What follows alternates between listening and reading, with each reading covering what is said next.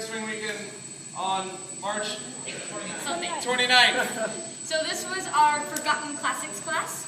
So we started off with just our 6-count basics. We put those together with a partner. We talked about really keeping everything underneath us.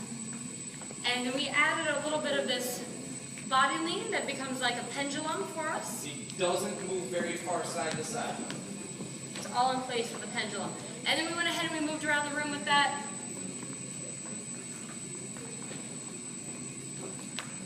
And then we did our send out.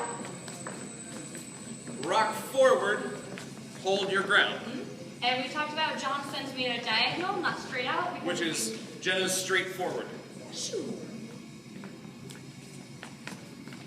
And then turn to face. We talked about follows that are kind of working on how much they open on things. I can either stay pretty square to John and resolve here, or I can let that continue and open up a little bit there. And then we went into sugar push stuff. So we started off with some exercises, and we just had followers kind of, we sat away, and we moved in to feel this compression. Then we created that same feeling by walking forward. The follower was just walking until we felt that same level of compression, and then we added where the leads would step forward, and now we're walking away to feel that away feeling and initiate the forward, repeating that.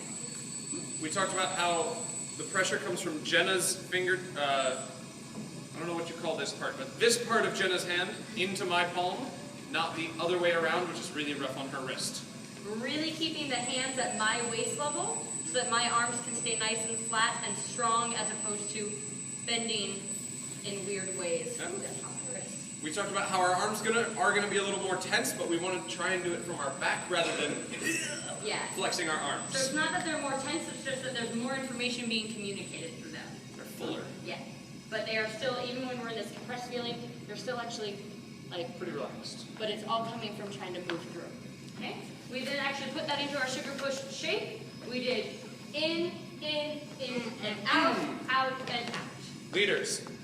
1, 2, 3, and 4. 5 and 6. And follow through, really focusing on continuing our direction. So we go in until we are sent away, and then we go away until we are brought in. We also talked about if we start with one hand on this sugar push, I get my hand ready for Jenna and obvious in a position that's ready to catch, and she punches it. So we talked about visual following, how visual following is okay and good. For example, when I see Ollie's hand like that, I'm like, yes, you can have my hand. Or when I see it out like this, those are okay things to use visual following for. Challenge mode, if you want to throw more counterbalance in the thing, we'll show it really quick.